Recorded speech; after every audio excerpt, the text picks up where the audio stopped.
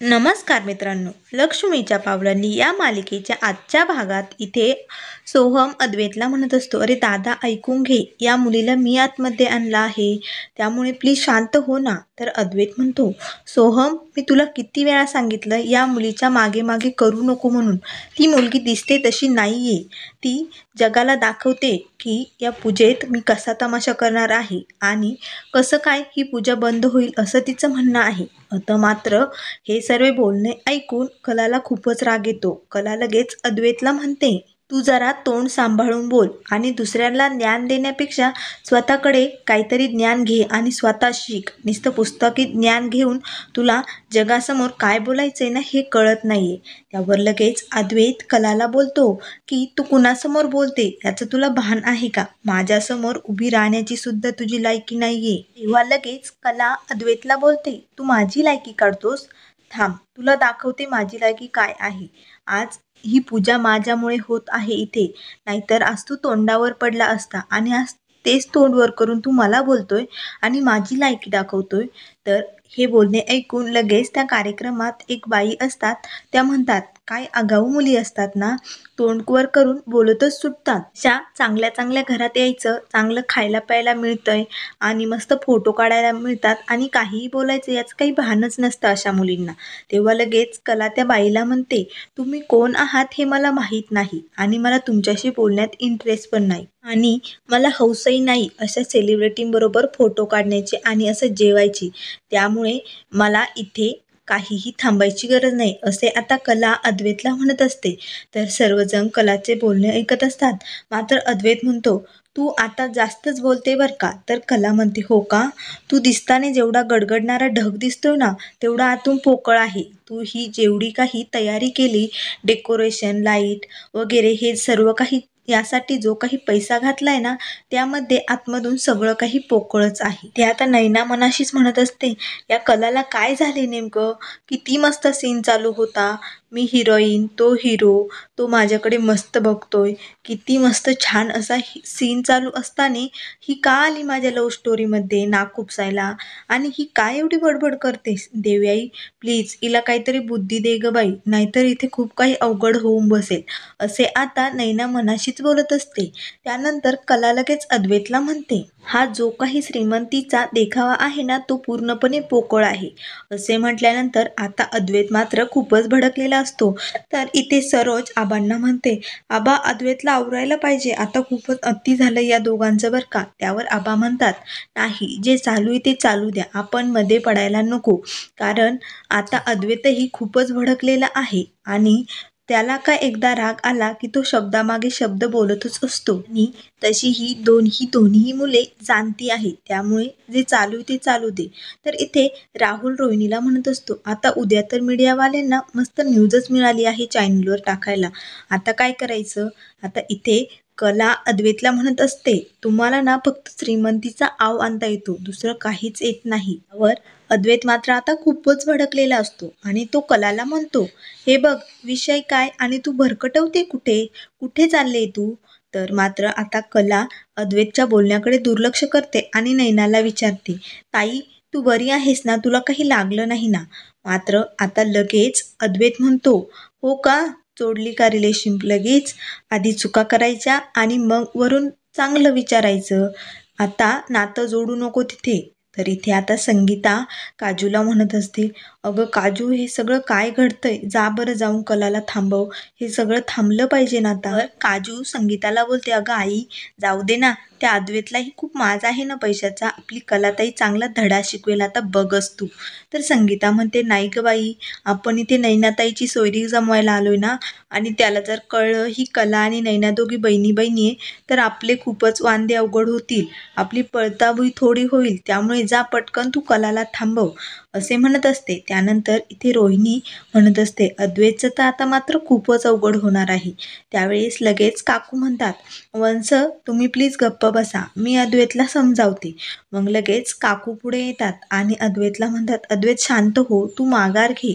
मात्र अद्वैत आता खूपच भडकलेला असतो आणि म्हणतो, काकू नाही, मी कशी काय माघार घेणार, ही मुलगी कशी आहे तुम्हाला माहीत नाही. लगेच सोहम पुढे येतो आणि म्हणतो, अरे अद्वैत दादा, मीच तिला आतमध्ये आणले, तुला सांगितलं ना, ती स्वतःहून नाही आली आतमध्ये. तर लगेच अद्वैत म्हणतो, काकी तुम्हाला सांगतो, आपला सोहम भोळा आहे ना, म्हणून या मुलीने त्याचा फायदा घेतलाय.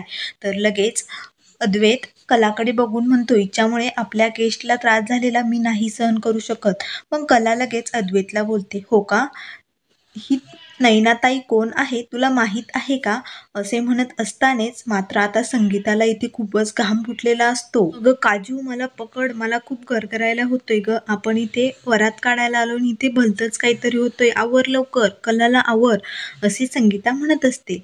मग लगेच अद्वैत म्हणतो, प्लीज, तुमची त्यांच्याशी काही ओळख नसताना तुम्ही त्यांच्याशी बोलू शकत नाही. तेवढ्यात लगेच नैना अद्वैतचा हात पकडते आणि म्हणते, जाऊ द्या ना, पूजेत कशाला विघ्न आणायचं, कशाला भांडण करायचं, द्या सोडून. त्यावर अद्वैत म्हणतो, नाही, तुमच्याबरोबर त्या एवढं असं वागल्या आणि तरीही तुम्ही त्याला सोडताय नाही. मग लगेच नैना नाटक करायला सुरुवात करते. नैना अद्वैतला म्हणते, प्लीज, माझ्यामुळे तुमच्या कार्यक्रमात भांडण नको, जाऊ द्या. त्यावर अद्वैत म्हणतो, हा तुमच्या मनाचा खूप मोठा चांगुलपणा आहे, मी समजावते, असे नैना अद्वैतला सांगते आणि कलाजवळ येते आणि म्हणते, प्लीज तू इथून निघून जा आता. तेवढ्यात लगेच संगीता तिथे येते आणि म्हणते, अरे बापरे, माझी लेक चांगली चालत पळत होती, आता तिला चालता सुद्धा येणार नाही, आता काय करायचं. लगेच अद्वैत कलाला म्हणतो, बघितलंस, तुझ्यामुळे तिला चालता येत नाही. तर लगेच नैना म्हणते, अरे बापरे, आता झालंय ना, अशा पूजेत छोटे मोठे भांडणं होतच असतात, जाऊ द्या ना कला, ते मोठ्या मनाने तुला माफ करतील, प्लीज इथून निघून जा, असे आता नैना कलाला म्हणत असते. असे नैना म्हटल्यानंतर मात्र काजूला खूपच राग येतो. ही नैनाताई अशी का वागतेस डोक्यावर पडल्यासारखी, आपल्या कलाताईची ओळख सांगायची सोडून ही तिलाच बोलते, असे काजू आता मनाशी भडकून बोलत असते. त्यानंतर कला ही मात्र खूपच दुःखी झालेली असते. तेवढ्यात लगेच त्या काकू पुढे येतात आणि म्हणतात, कला, आज तुझ्यामुळेच ही पूजा शक्य झाली, तुझ्या कलेला खूपच वाव मिळाली पाहिजे, परंतु प्लीज आता तू इथून जा, मी तुझ्यासाठी गाडी पाठवू का जाण्यासाठी. कला म्हणते, नाही नको, त्याची काही गरज नाही, मी माझी जाईन. आता मात्र कलाच्या डोळ्यात अश्रू थांबत नसतात, ती खूपच रडत असते आणि लगेच तिथून निघते. तेवढ्यात इथे आता संगीता मनाशीच म्हणत असते, कला, तू दुसऱ्यांसाठी खूप काही करते ग, पण बाळा, मी हे सगळं का करते तुला माहिती आहे नक्की, त्यामुळे मी आता तुझी काहीही मदत करू शकत नाही, असे संगीता मनाशीच म्हणत असते. तेवढ्यात आता इथून कला निघालेली असते. तर लगेच नैना नाटकाला सुरुवात करते, अरे बापरे, माझ्या पायाला खूपच लागले, मला चालता येत नाहीये. मग नैना अद्वैतला म्हणत असते, माझा पाय फ्रॅक्चर तर झाला नसेल ना, आता काय करायचंय. अद्वैत लगेच नैनाला उचलून घेतो आणि रूममध्ये तिच्या पायाला मलमपट्टी करण्यासाठी घेऊन चाललेला असतो. तर कला मागे वळून हे सर्व बघत असते. इथे नैना आता अद्वैतकडे एकटक बघत असते. संगीता मात्र खूपच खुश झालेली असते, कारण तिने जो प्लॅन केलेला असतो तो पूर्णपणे यशस्वी झालेला असतो. त्यानंतर आता इथे कला बाहेर आलेली असते.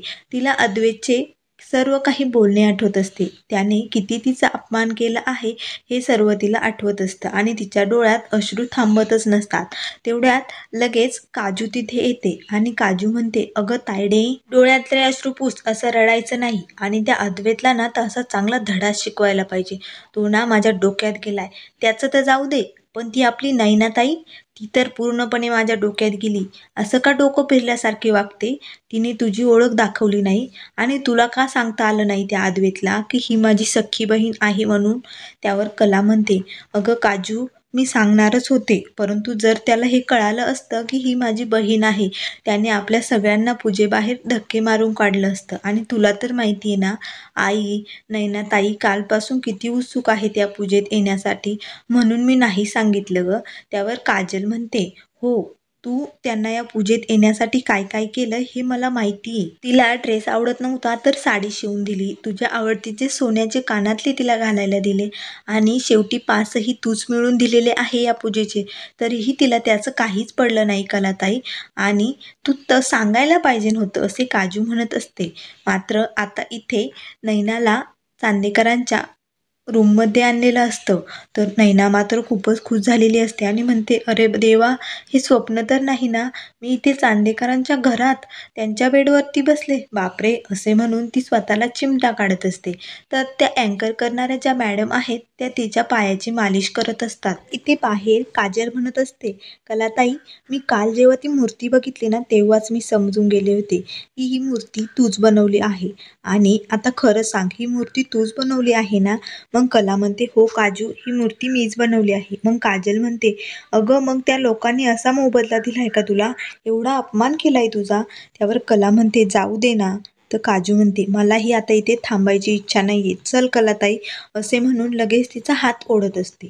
तर कला म्हणते, नाही काजू, मी घरी जाते, तू इथे थांब आणि आईला आणि नैनाताईला सांभाळून तू घरी आणशील याचं मला प्रॉमिस कर. तर काजू म्हणते, ठीक आहे ताई, मी तुला प्रॉमिस देते, मी इथे काहीही घोळ करणार नाही. त्यानंतर मित्रांनो, पुढील भागामध्ये ही सोहमच्या रूममध्ये बसलेली असते. तर सोहम हा तिचा खूप पाय दुखत असतो म्हणून त्याच्या हाताने तिचा पाय हळूच वरती ठेवत असतो. तेवढ्यात सरोज, काकू, संगीता सर्वजण तिथे आलेले असतात. तर लगेच सरोज म्हणते, अद्वैत. तर अद्वैत हा सरोजकडे बघत असतो. मग त्यानंतर अद्वैत हा सोहमला म्हणतो की मला खरंच ही मुलगी खूप आवडली आहे. तर लगेच राहुल हे ऐकल्यानंतर म्हणतो, हो का, तुला जे कोणी आवडतं ना ते मी तुझ्यापासून हिसकावून घेणारच असतो. त्यामुळे आता बघ, ही मुलगी मी तुझ्यापासून कशी दूर नेतो, असे आता राहुल मनाशीच म्हणत असतो. त्यानंतर आता सरोज संगीताला विचारते, तुम्ही कुठे राहता आणि काय बिझनेस आहे तुमचा? तर मात्र आता हा प्रश्न विचारल्यानंतर संगीता आणि नैना खूपच घाबरून जातात. आता त्या दोघी काय उत्तरे देणार हे आपल्याला लवकरच बघायला मिळेल. म्हणून अशाच मालिकेंच्या अपडेट पाहण्यासाठी चॅनलला लाईक करा, सबस्क्राईब करा. व्हिडिओ पाहिल्याबद्दल धन्यवाद.